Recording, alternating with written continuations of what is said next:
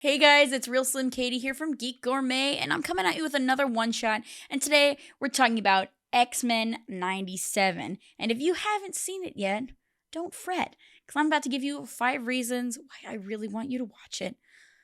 And also, number one secret reason is really I just want to talk to somebody other than Louie about it. I love Louie, but I honestly think he's holding me hostage to make this podcast. Please save me, rescue me, okay? Anyways, so we're going to go back to the days of future past for reason number 1. But before we jump into that, I want to let you know that we're not really going to be discussing any plot spoilers, if that's like a concern for you, like it always is for me. We're just going to be talking about the style and what's going on and why I like it. So we pick off with X-Men 97. We pick up after the original series ends in 1997. Coincidence? Fully intentional. It was fully intentional. And Charles Xavier is no longer with us. And we're trying to figure out what's up next for the X-Men. What are we doing personally, professionally, like what's happening right now. So they do a great job of like holding your hand and jumping into it with us. But before we get into that, I want to talk about what came before this, okay? So in 2000, we have the first X-Men live action trilogy. And I want to say it's 2009 that we start the Wolverine trilogy. You can fact check me on that. I'm not 1,000% sure. But around that time, and then we get the prequels just a few years later. Also with Dark Phoenix, one of the greatest superhero movies of all time. That's a lie, by the way. That is not how I feel. It was horrific. And equally horrific, I want to say, The New Mutants, which I enjoyed scenes of. There were parts of that were watchable. But the parts that were watchable are, like, highly outweighed by the parts that were unwatchable. So if you haven't watched it, please don't. This is my official Geek Gourmet recommendation to not watch those movies.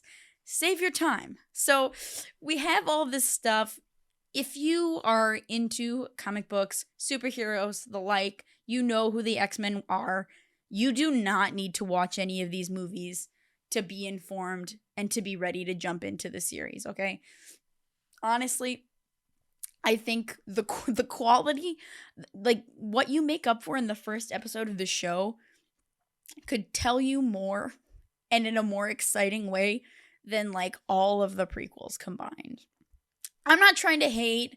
I like some of the things in the live action movies. James McAvoy, cool. Jennifer Lawrence, cool. Also, Stuart McKellen, I'm not trying to discount any of that. I am not. But all I'm saying is I never go back to rewatch these movies. Never. And I'm rewatching Dark Knight. I'm rewatching Joker like once a month, honestly. We're rewatching Star Wars weekly. So, as much as I enjoy this franchise for the characters, I'm not thrilled with the amount of products, right? Now, if I should feel like I need to preface this, I have not rewatched these in preparation for this one shot. So feel free to tell me which ones I should go back and rewatch.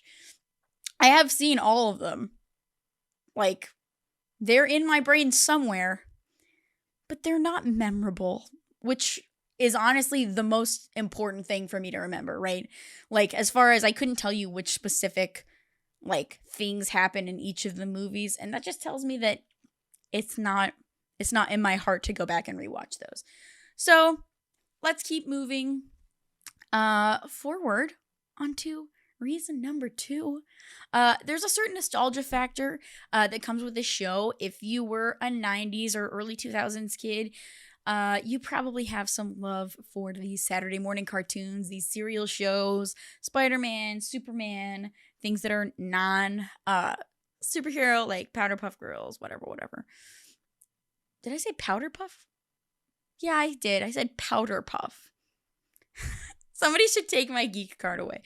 But anyways, there's a certain sense of nostalgia for these shows. The animation style is chef's kiss similar. It feels like it's a product of the 90s. The same way I just watched this like this neon trailer for a new horror movie with Hunter Schafer. And the color grading literally made me feel like I was watching The Shining. And I literally watched like 4 seconds of the trailer. That's how I feel about this in relation to old TV shows. And even if you weren't, a fan of those at the time, or if you weren't alive at if you weren't alive at the time, I feel like there's certain things I watch, like Wes Anderson movies or older films that like create a nostalgia for times that I didn't even live in, places and times that don't even exist. I feel like a sense of loss that I never got to experience them. So this is like a really fun way to tap into that. I highly recommend getting you some, Rice Krispie treats, or the cereal is not called treats, is it? I think it's just called Rice Krispies in the cereal. So I guess just Rice Krispies, Fruit Loops, Apple Jacks, my favorite, Lucky Charms. If you're willing to take the risk of green afterwards, take a bowl of those and go pop this on. It'll make you feel great. Reason number 4. 3? I can count. So anyways, the actors in this show, we have a lot of the original voice actors of these characters from the original series. So most notably Rogue, Wolverine, Beast, they're all back, which is honestly super cool, and it makes me so happy. I hope they reached out to every one of the original actors that is still with us to be a part of this show, because like how fun and exciting and wonderful is that? I know they probably don't record at the same time, but like that's adorable, you know what I mean? Also, the actor playing Morph, JP Carliak, voices Boss Baby in the new Boss Baby series. And don't ask me how I know that. I didn't watch it. What are you talking about? So there's a great cast of actors. And in fact, while doing my research for this video, I was like clicking through IMDb of all the actors. My gosh, if you've never like heard the names of the voice actors, and I'll admit I'm bad at knowing voice actors' names. And that makes me feel awful, like ashamedly. That's like something I don't like to say about myself, but it's true. I'm going to be honest with you. So looking through though, I'm like, I know all of these projects you've been a part of. If you're watching any of these animated series, if you're watching adult animation, if you're watching anime, if you're playing video games, you have heard these guys before. And you might not even recognize because they morph their voices so well. That was also an X-Men joke. You're welcome. We do comedy here. I lost track of the numbers. I'm just going to tell you the rest of the things. So the introduction to this show is it's so fucking cool. Okay? If you can watch, this is a great test, okay? To see if you want to actually dedicate your time to this series. Go log into Disney Plus, watch the 30, 50 seconds or whatever this intro is. And if you are not excited, blood pumping, heart racing, mind tingling, then you might be dead. But also, the series might just not be for you. If that doesn't get you excited, I don't know what will. It's so freaking cool. The way they introduce all the characters and the like font and logo design of each of these characters, the animation going into their thing, like you know who they are, you know who their powers are, you know who their vibes are just based off of this intro.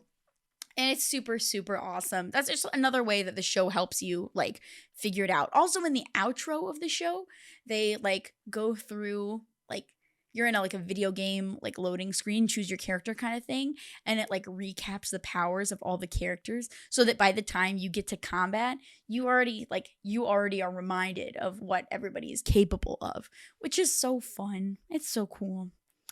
Anyways, lastly, I want to talk about the future of Marvel.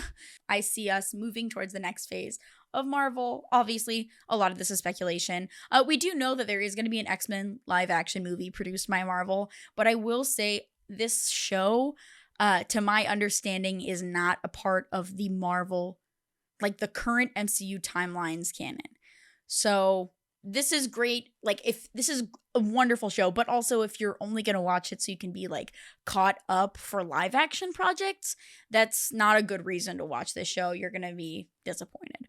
But we're kind of moving towards the next steps of integration, right? Secret Wars, I'm going to put down $400. If they are not in Secret Wars, if there's not a single X-Man or woman or just person in Secret Wars, I will give every one of our subscribers $400. That's how strongly I feel about this. Also, the only way we're going to get to another Endgame is to spend time with characters. The only reason Endgame worked is because we literally spent 10 years with these characters. If some like random schmuck said I love you 3000, like nobody's going to give a shit. And I'm not going to be like sobbing like a small child the fourth time I've seen Endgame by myself in Regal Westgate. You know what I'm saying? So we're going to spend some time. And I think the best way to do that, in my mind, the most logical way to do that is to start with characters that we're already familiar with, right? Like, I feel like if you haven't seen any X-Men products at all, like you know who Wolverine is. He's got Freddy Krueger hands. He's a shouty. He goes, rah, he's a meanie.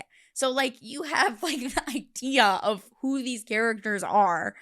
So jumping in, like, we don't need to see another 3 introduction movies to Wolverine. We have them. We've seen them. We know them. Let's just jump into the next phase. So I'm really hoping we're doing that. I'm just going to say for posterity, semi-related to this video, Young Avengers is coming. I've been saying this for years. It's coming. It's not announced by Marvel. This is just my personal, like, I know it's happening. And if so, again, more potential for mutant crossover. That was like such an unrelated, but it's very important to me that you know that. And that I have it recorded on the internet for posterity. I've been saying this for years. Okay. Anyways, that concludes it. X-Men 97 is amazing. Streaming on Disney Plus. Not sponsored. Definitely. And I'm wearing a freaking DC comic shirt today. Just realized it. I just recorded in my pajama shirt. So anyways, there we go. Please watch this show. I'd love to talk about it with you guys. Drop in the comments what your, let's leave it spoiler free if we can. What your thoughts, what your feelings are, the future of X-Men, and what you guys want to see next for Marvel. Go ahead and drop that down below. Thanks for hanging out with me today. Bye, guys.